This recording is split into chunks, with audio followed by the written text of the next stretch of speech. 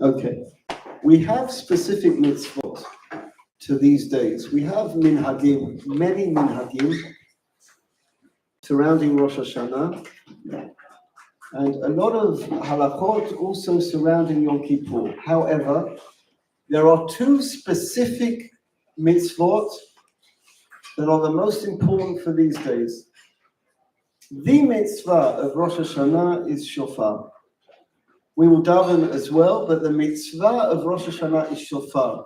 It's critical to hear shofar. On the first day, it's midoraita. The second day, it's midrabanan, because the second day is besafek, but it's midoraita. That's the mitzvah. You have to hear shofar.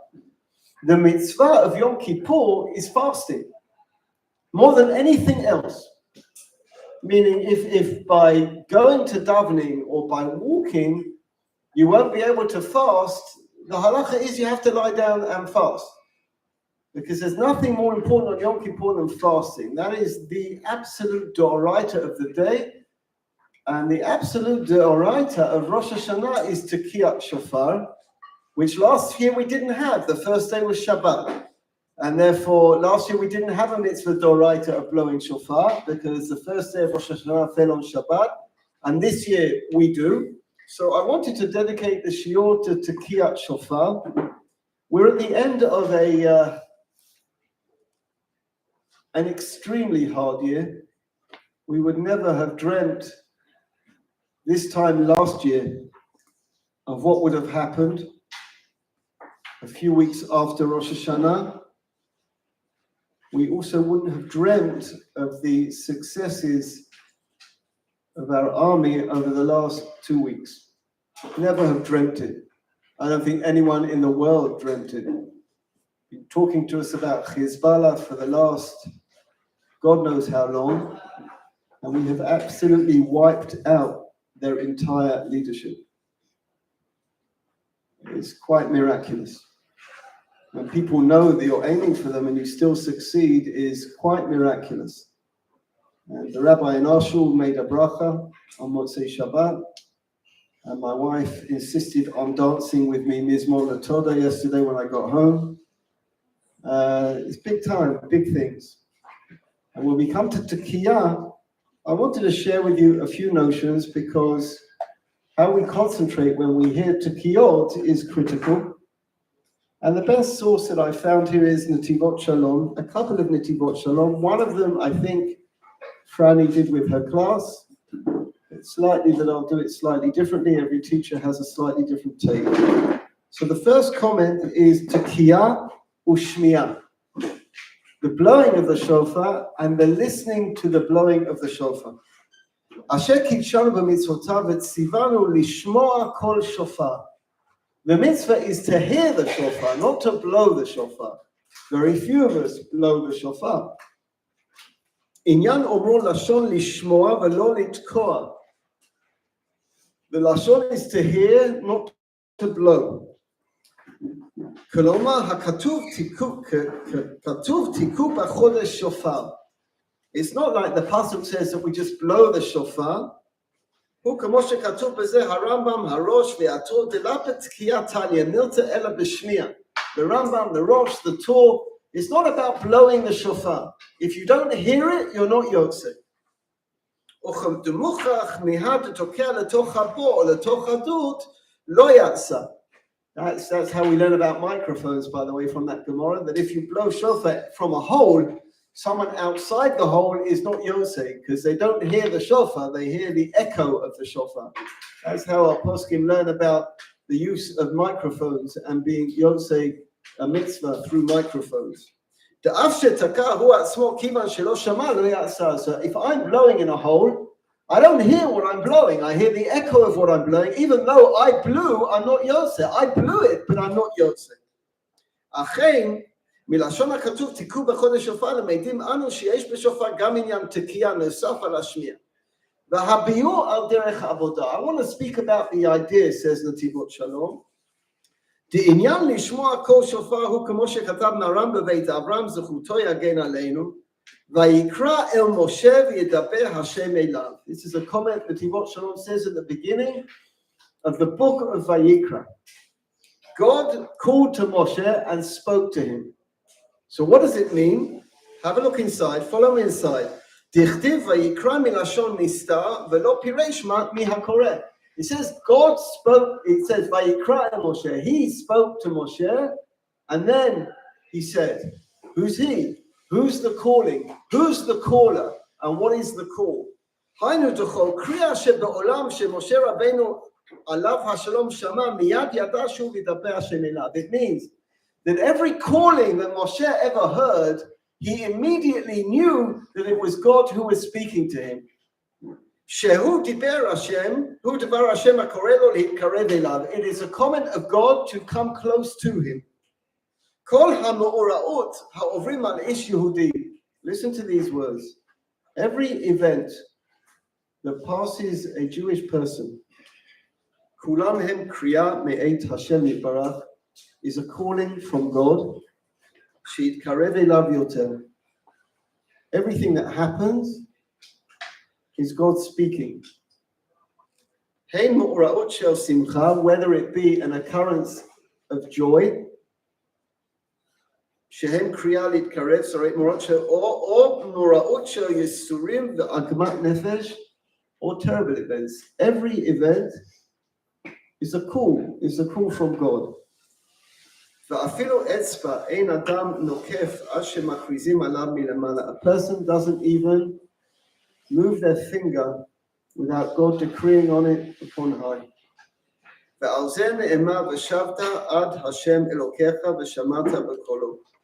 This first comment is critical. I want you to understand the period of time that we are entering now.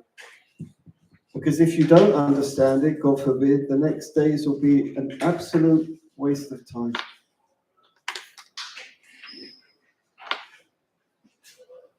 The ikar of Rosh Hashanah is accepting God as king. That's it. Nothing else. If you're not interested in that, the rest of the process is a waste of time.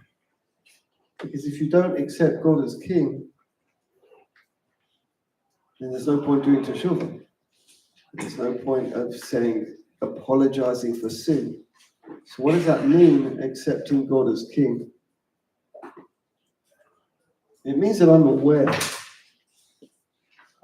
of things going on.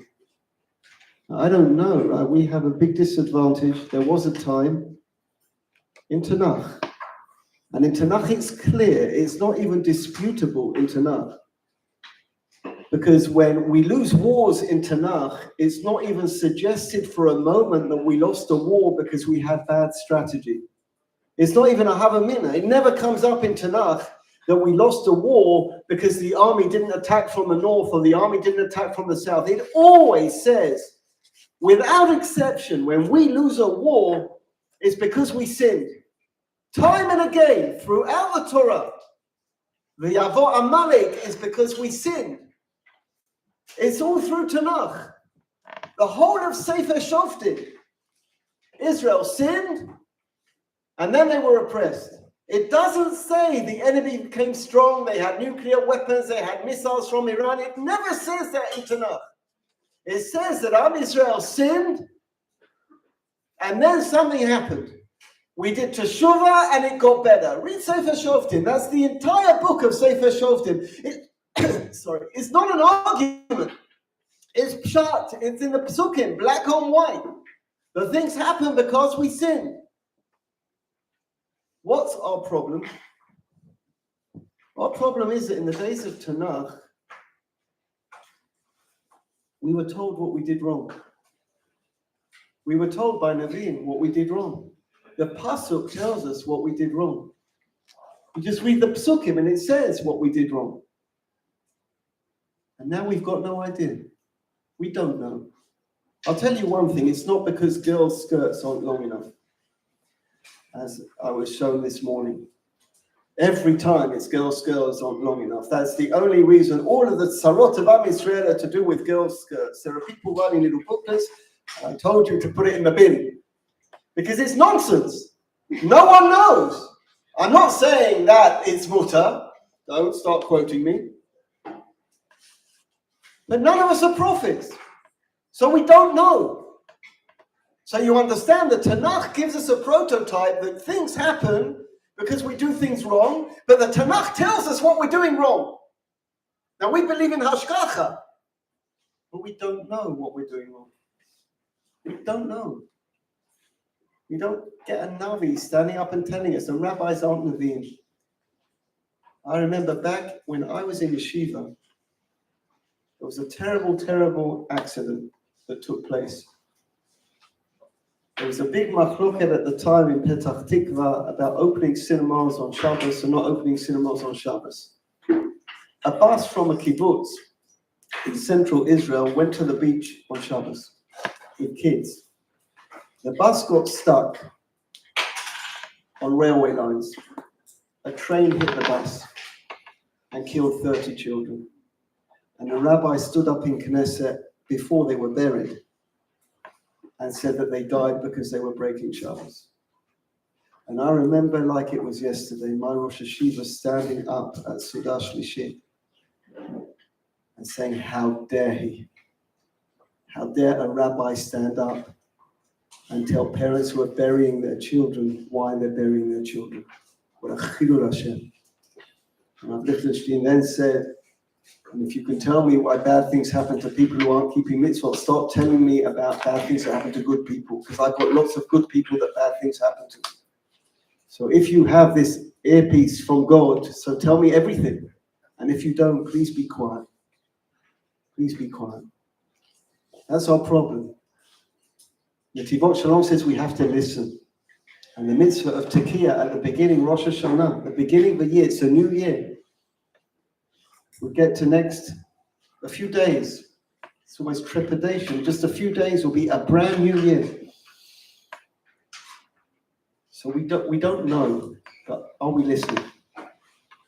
We don't know. The situation in Israel, Erev Yom Kippur last year was terrible. Fighting on Kol Nidre in Tel Aviv. But we don't know that that's why things happen. We do know, however, that it's not good. And things that aren't good need to be fixed.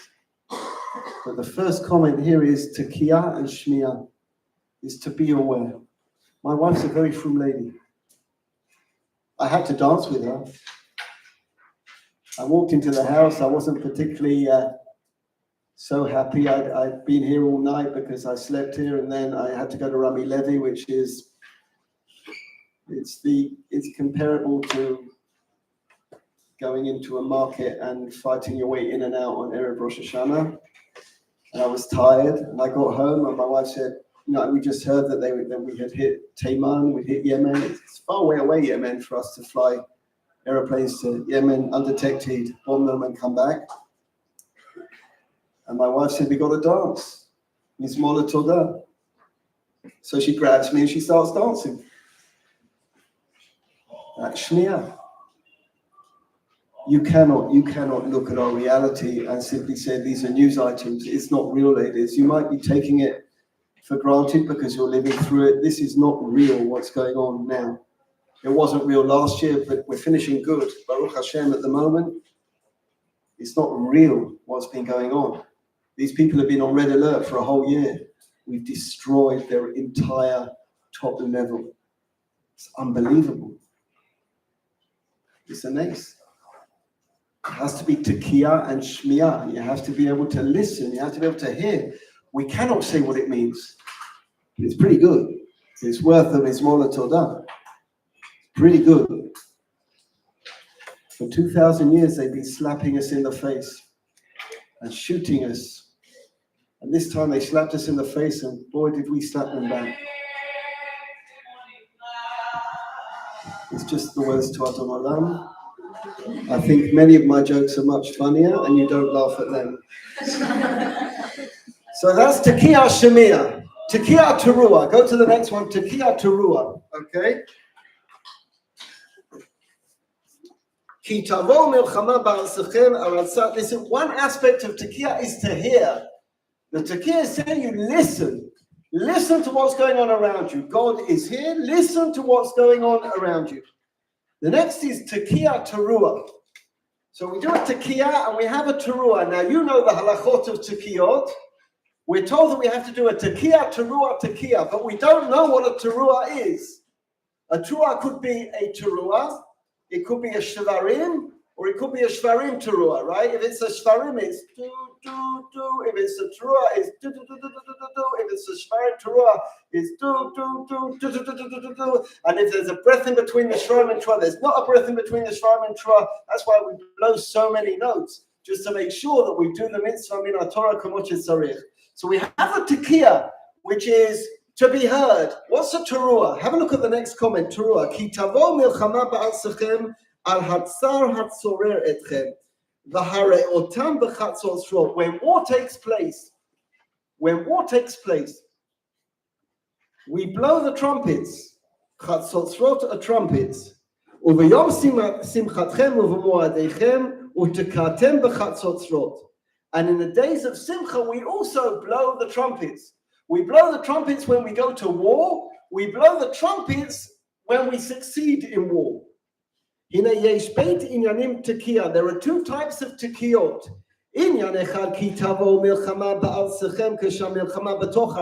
One inyan is when there's war, when we're fighting. There is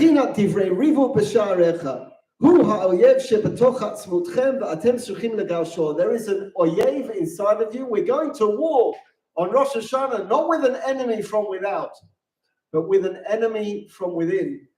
We're going inside. Rav Hirsch says something extraordinary. He says, tekiah, teruah, tekiah. Tekiah gathers the people together.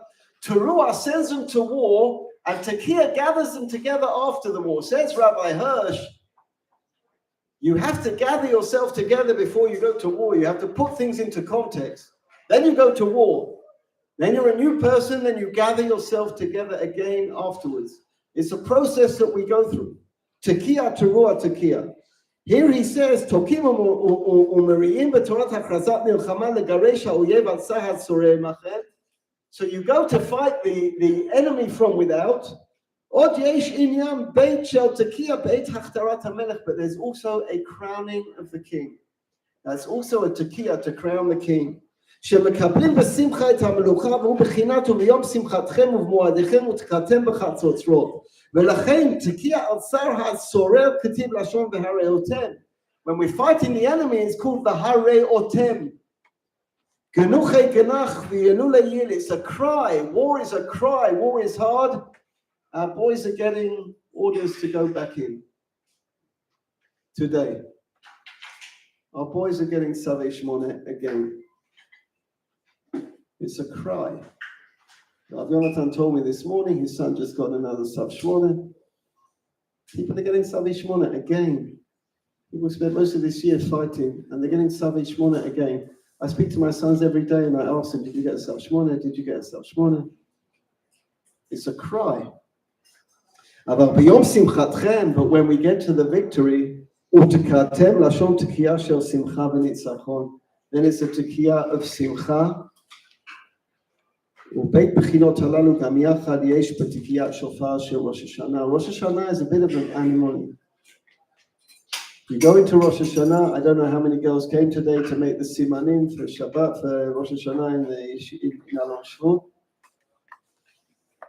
But when we enter Rosh Hashanah, there's a lot of hope and a lot of positivity, a lot of brachot, a lot of simanim l'tovah.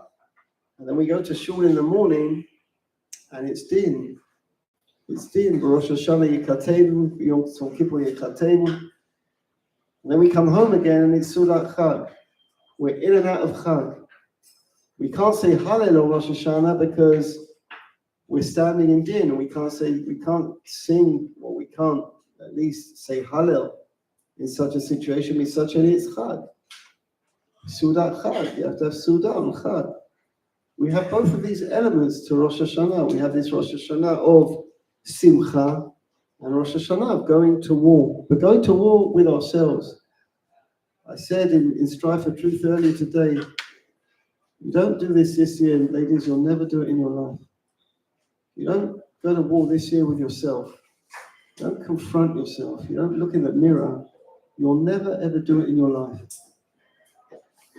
Don't waste this opportunity. Don't waste it in bed. Don't waste it with Netflix. Don't waste this opportunity. No skin off my nose. I did my year in Israel. I was flipped out. The chalutin. I was stark. I did well. Jeremy told you how I was in yeshiva. That's how I was. Don't waste your time. You've got a whole year of Rosh Hashanah. Don't waste it with Shiur. Address the issues. Everyone address the issues that you have. Go to war with yourself and you will be victorious. But don't sweep it under the carpet. Don't call it fluff because you don't want to hear it. People don't want to hear much, so they call it fluff, and then it becomes a nonsense. And they run away to an academic shiur. If you don't confront yourself, you don't go to war. It's your problem. It's not your teacher's problem, it's not your parents' problem, because it's your life. And at the end of days, you will have to not stand in front of God. You will have to stand in front of yourself, which is far harder than standing in front of God. My biggest nightmare is that I get to the age of 80 and I realize I've wasted my life, because there is absolutely nothing I can do. I cannot turn the clocks back. I cannot. Every year you get to the end of the year, there's some girls crying to their mashgichot, they wasted their year, but it's just too late. It's just too late. Because you can't go back to Elul. You can't go back to Tibet. Depends when you came. It's your issue. It's your war. You have to decide whether you're going to fight it. You can fight it, but you have to decide. But then when you're victorious, there's another takir. Fishy. You have to, let's go further. Okay, skip down a bit further, next paragraph. על הפסוק, מזמור שיר חנוכת הבית לדוד שראשי תיבות שמחה, are the abbreviations of שמחה. מתחיל בשמחה ומסיים בשמחה. מזמור it starts, and חנוכת הבית לדוד is שמחה, it ends. פתחת שקי ותעזרני שמחה, ובאמצע הוא כל השתפכות הנפש. And what happens in the middle? You just open up your heart. It's such an opportunity, you know. I daven Vatikin every single day of the year. Every single day of the year, I daven Vatikin. But I don't daven Vatikin on Rosh Hashanah. You know why I don't daven Vatikin on Rosh Hashanah? If I daven Vatikin, I'll be finished by 10 o'clock, and I want to daven most of the day. I don't want to finish davening at 10 o'clock. I want to daven till at least 1 or 2. It's an opportunity. I don't want to be finished, and even if I'm sitting and learning, I don't want to daven Vatikin. I haven't got little children at home, so I don't have to do a cheshbon for my wife to go to davening or not to go to davening. I don't have to do that. All my children are older, and I won't daven Vatikin, not on Rosh Hashanah, not Yom Kippur, because I want to be in shul. I want to be in shul all day. As long as I can be in shul, I want to be in shul. And it's such a dream, because there's nothing else to do. Yom Kippur is the climax of that. There's just nothing else to do. So why not daven all day? I'm telling you now that there won't be a break here on Yom Kippur. No, chas v'shalom. If I think we're going too fast, I'll just do a niggun. In no way I'm going to take a break on Yom Kippur. I got a day of Rachamim where I can pray to HaKadosh Baruch Hu. I'm not going to sleep. That's ridiculous. That's just ridiculous, isn't it? Unless I'm having a problem fasting. I'm not going to sleep. Imagine I'm standing in front of a court judge. He says, I'm going to sentence you now. Do you have anything more to say? Then I want to go shluf. I go have a shluf there. How long can the break be? That used to be the word in Chur. How long can we have the break? We had a 4-hour break. I had a 5. Have you lost your mind? You have a day of Rachamim that God gave you to pray, and you're going to sleep? You lost your mind? Well, what's wrong with you? He's giving you a chance to speak, to pray for your soul, to pray for your life. You go to bed? Go to bed tonight. What's wrong with you? Like, have you lost your direction? Go to bed? Joking. The girls need to rest. They'll go out. They'll come back. We daven through. We daven right through the whole day. Because we've got an opportunity. This is all just an opportunity to pray and להתפלל, reflexively pray.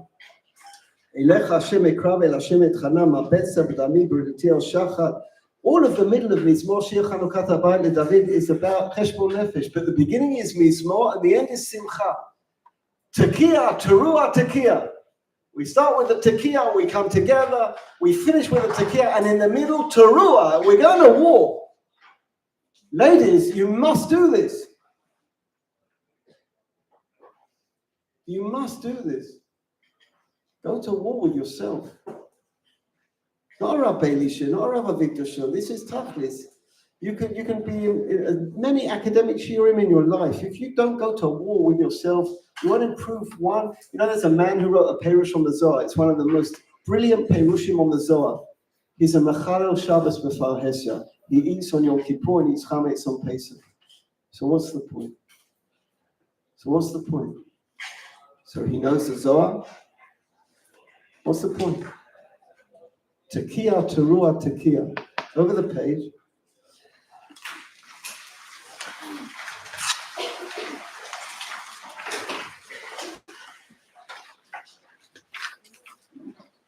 Your day teruah. We read a number of psukim before we blow the tekiah. We have two types of tekiyot. We have tekiyot.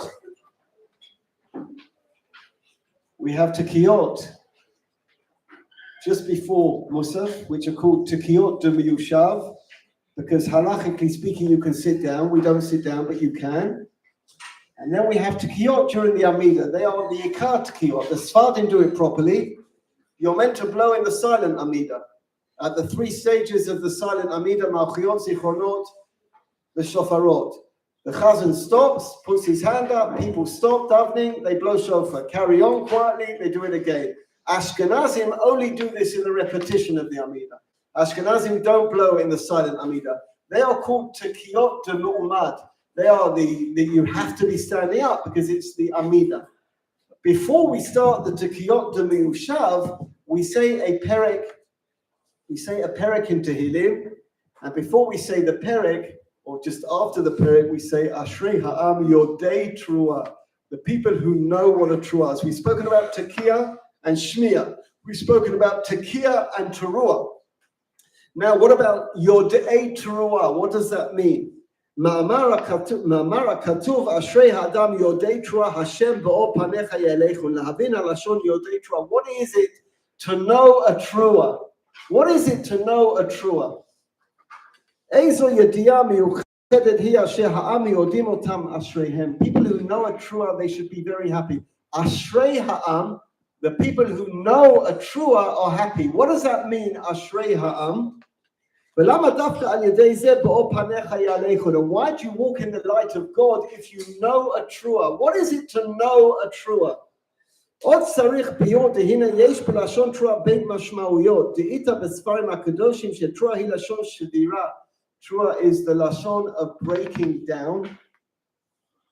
Truam b'shevet barzel, v'zo mashmut yom trua yeh lachem, yom shebo yisrael meshabrim levavam, we break our hearts. L'umat zot, yesh gam ken mashmut hafucha shel lashon re'ut, friendliness, warmth. Breaking is teruah, re'ut is warmth and love. וכמו תכתיב לא היבט אבן ביעקב ולא ראה אמר בישראל השם אלוקי עמו תרועה מלך בו ופרש רש"י תרועה מלשון רעות. So teruah can be breaking, it can be warmth and friendship. ויש לבאר בית הפירושים של תיבת תרועה הם כנגד בית שעניינים שהבאנו לעיל במהות ראש השנה. And that is the same two parts. Avinu Malkeinu. Avinu Malkeinu. Love of God and fear of God. Avinu, my father, our father. Malkeinu, our king. Love of God and fear of God. Yom Adin, asher kol bai olam yavru lefanecha kivnei marom. For a number of years now, I've come to the realization that the way we daven Yom Kippur, Rosh Hashanah Yom Kippur, has ramifications for the whole year. When we daven here on Yom Kippur, and people ask me after Yom Kippur, how is davening? So I normally say we'll have to wait and see. We'll have to wait and see. I thought it was good last year, but I have to take responsibility. I daven Musaf. I have to take responsibility. I thought it was good. I mean, we were rocking. It was rocking last year.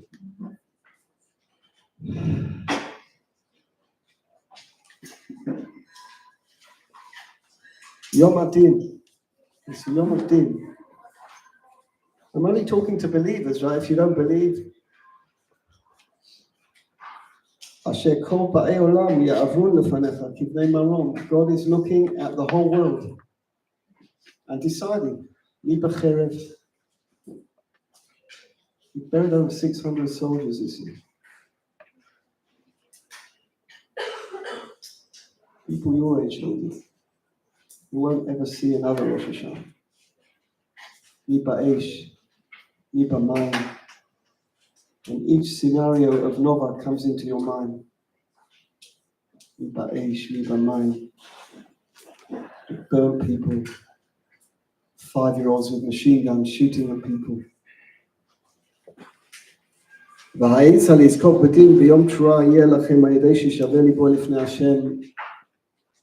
You're going to fold your arms and say, nothing's coming in, this is going to be a waste of time. The Kotzker Rebbe used to say, there is nothing more perfect than a broken heart. Why? Because when your heart is broken, things can come in. Things can enter your heart. He says that, in Kriyat Shema, it says that the Torah is al levavecha, it sits on your heart, because most things don't penetrate. I'm looking around the room, I can see which girls are listening, which girls are falling asleep, because it's not important that Yom Adin is happening in 2 days. It's much better to get a bit of shut-eye. It's not important, it's just not important. I may as well just go to sleep, have a doze. It's just not important. Heart's closed, nothing's coming in. Nothing's coming in. Nothing comes in, nothing penetrates. You just carry on in your own free way, making the same mistakes. But the Kotzker Rebbe says, Leiv Shavur, you have a broken heart, and things come in, all the things on your heart fall inside. It's an opportunity. So he says, it's Yom Adin, your day of Truah. Do you understand the significance of the day that we're entering now? It's not just Rosh Hashanah. Ladies, you're thinking about Wednesday.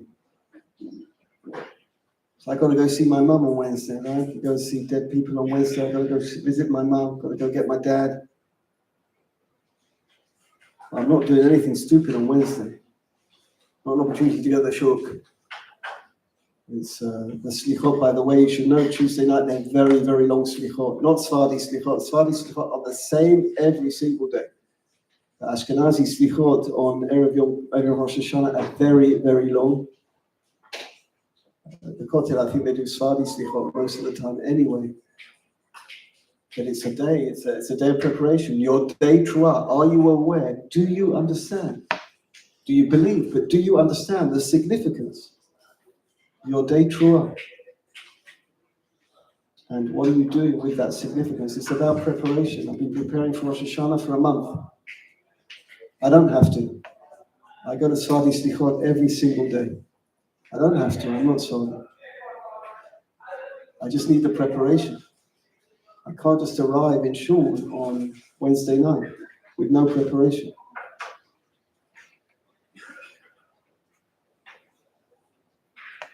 That's your day of Truah. What I really wanted to share with you here is on the final page.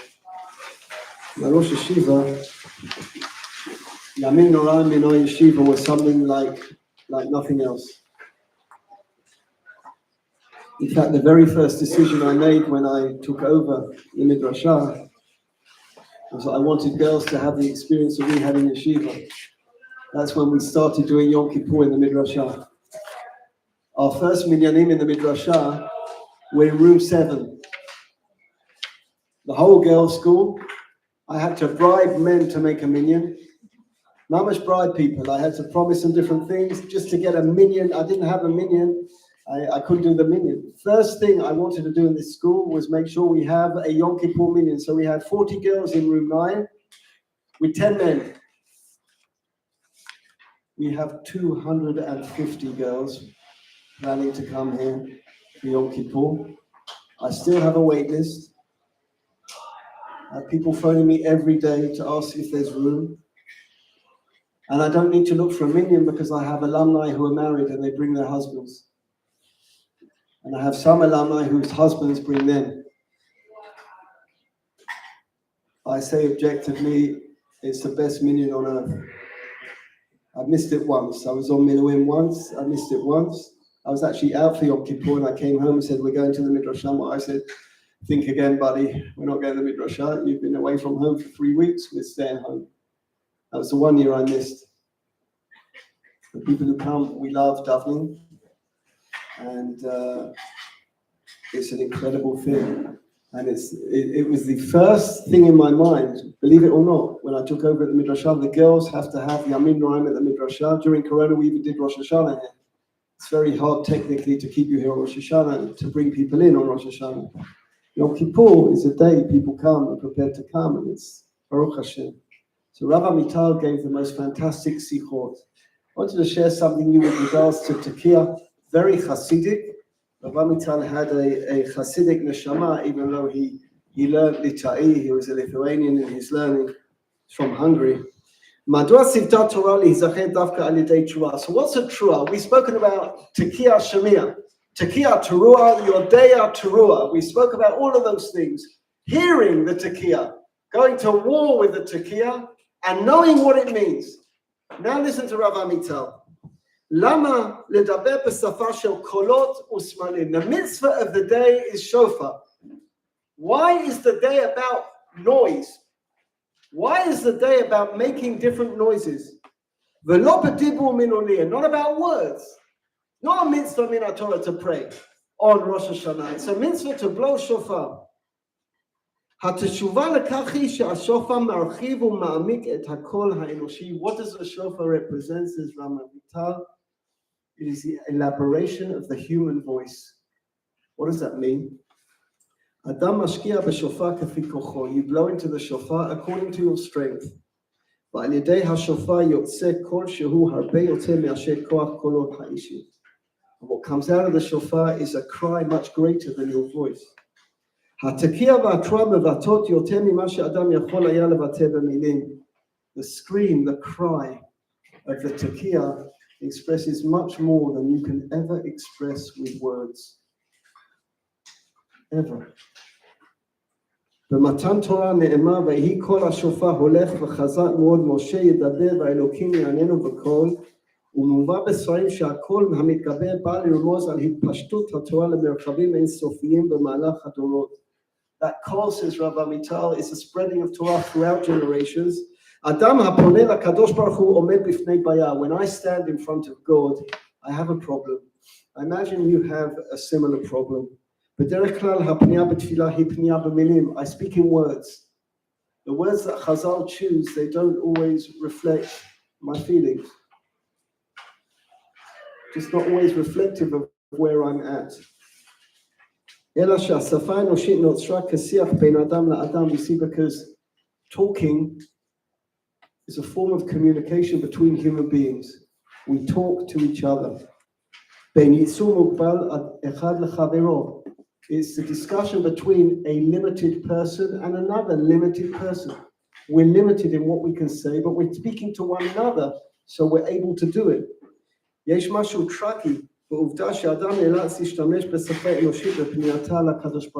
something tragic in the fact that when I speak to God, I have to speak to him in the language of man. God isn't man. When I speak to God, I speak to him as I would a human being. What choice do I have? Words limit us. I wrote a piece once in eternity about the difference between a nigun and a song. A song has words. A nigun doesn't have any words. A nigun is limitless. Most songs that you like, ladies, have nothing to do with the words. It would be very embarrassing if we stopped at Tish and asked girls to start translating the words they're singing. You don't like the song because of the words, you like the song because of the tune. It's true of non-Jewish music, lahavdil, as well. The words are a nourishkeit. You like the song, you like the tune. Tune is limitless, and nigun can go anywhere you want it to go. It can mean anything you want it to mean. Words limit the nigun. Words limit the nigun. השפה האנושית מגבילה, מצמצמת ומזייפת. It doesn't only limit, it constrains and it falsifies. ואין היכול לבטא את מצוי בתהומות ליבנו. It cannot express what is in the depths of my heart. Ladies, how do I speak to God about the last year? How? What words do I use? What do I say? What do I say to God about the last year? What do I say? In what words can I express the broken heart that I had last Simchat Torah when I kissed my boys to go to war? In what words can I express when I walked through Otef Aza, when I went into the Migunit, where Anel was throwing grenades out time and again? And after I drank a little on Purim, I didn't know what I was saying. But my daughter told me the only thing I was saying all afternoon was, throw out the grenade, Anel, throw out the grenade. But I said all of Purim, throw out the grenade. You know what I'm talking about. He threw out 7 grenades. And he died when he picked up the 8th. He was in the same Migunit as Hirsch, who was killed just a few weeks ago. So what am I meant to say? How do I express myself to God? With what words? Haazinu, Malkeinu, Chonenu, V'anenu. They're great words, but does that express what I'm feeling? Does that express my words? What am I meant to say? Dibur enoshi shoneh mahutit midibur eloki. Human words are different to godly words. ההבדל בין זכור ושמור בדיבור אחד לזכור ושמור בשני דיבורים. God says זכור ושמור in one word. It's a different language. We can't say זכור ושמור in one word. We can't do it. אלא זהו סימן לביטוי שונה לגמרי. It's a totally different expression. When God speaks, it's a different expression. I'm speaking to God like a human being to a human being. I can't do that. מהות אחרת לחלוטין. תקיעת שופר פותרת. תקיעת שופר solves the problem. Ladies, Tekiyat Shofar is a scream from my heart. It's a scream from my heart. I'll take you to Poland, and I'll take you to a field in Kotsk, and we will just scream. You did it, MTA? My favorite nigun, which I teach, not Jeremy. Just go into a field and scream to Ribono Shel Olam. You're not waking anyone up. There's no one there, just a Kotzker. Halavai, we would wake him up. And just scream. Redeeming, wouldn't you say, MTA? Redeeming. Just scream. It's the greatest prayer, just to scream. I would do it now, but I'm afraid of waking up some students. So, yeah. Just to scream. Tekiyat Shofar Poteret. That's a I can speak to God, I can scream to God. I've been screaming all year. Oh yeah. Just scream. Just from my heart. Not in rebellion, not in bitterness, but I have no words. I have no words. I started saying Havdalah la Simchat Torah. I almost couldn't finish it.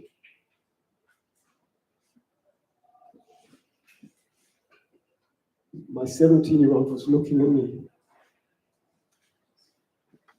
I don't think she's ever seen me cry. My dad put his hand around me and said, come on. What words?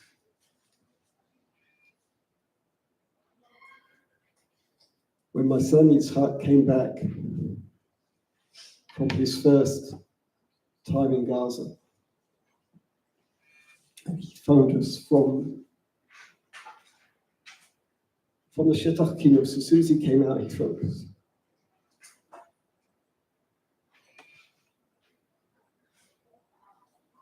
And I looked at my wife, and she looked at me. We just cried. We had no idea. When they go into Gaza, they don't have phones. They don't hear anything. We had one guy who came out every day. I did his wedding a few weeks ago. Don't hear anything.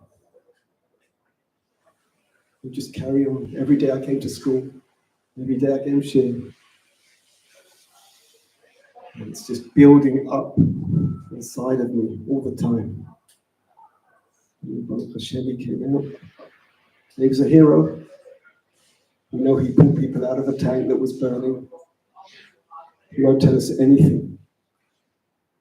But his Menpei told me what he did. And I just want to scream. Not rebellious. Not bitterness. There just aren't any words. There aren't any words. Rabbi Sadia Gaon mana 10 tamim letekiyat shofar. He gives 10 reasons for tekiyat shofar. והם הותקעו בחלק מן המחזורים, you'll find them in the מחזורים. אנו יכולים ללמוד טעמים אלה, we can learn them, להגות בהם ולסדר אותם. אך אם הם אכן מבטאים את מעמקי הלב, but these reasons that we learn about, do they reflect the emotion in our hearts? Perhaps, if we translated Rav Amital's words, what we should really do is that when the Chazan, the Baal Makri says, Tekiyah, we should all scream. We should all just scream. That would be something. Just all scream at the top of our voices. Because screaming comes from our neshama. And words, they just make everything sensible all the time and put things under definition. In our hearts, we don't order anything. There's nothing set out in our hearts. You go through the machzor, which you should do, you'll see the tefillot. And there's a seder, malchiot, zichronot, shofarot, psukim, psukim, psukim. You've done musaf enough times, you know how it works. In your heart, nothing is mesudar. Nothing is mesudar in your heart. Nothing at all. Tmunot, you have pictures. I don't know whether you can imagine, it's engraved in my soul forever. I feel it like it was yesterday, saying goodbye to my sons. I thought I was living Milchemet Yom Kippurim. 2 o'clock for Simchat Torah. Both sons in uniform. Proudest of parents, but shaking. So what words, what pictures? Tmunot, techushot, machshavot, goashot, malot et libeinu. I don't know about you ladies, I don't know what you've experienced. But my heart is overflowing with feelings, with pictures. One of the Rosh Yeshiva from the Gush, his son lost both legs. Not from the knee down, from the thigh down. Elisha Medan lost both legs. Jeremy taught you the Mizmor David. So he was next to him. They were blown up together, but he survived and the other died. I have a picture of him sitting on a wheelchair. 20 years younger than me. No legs. 5 children. Do you know how many soldiers have no legs and no arms? Pictures, feelings. What words can express that?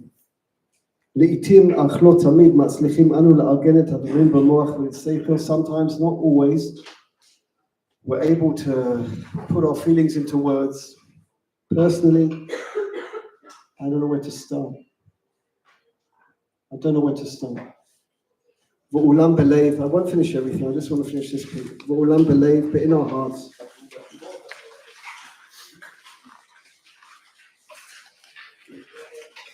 Just finish to the dot here. Hakol matzu yachad, everything is together.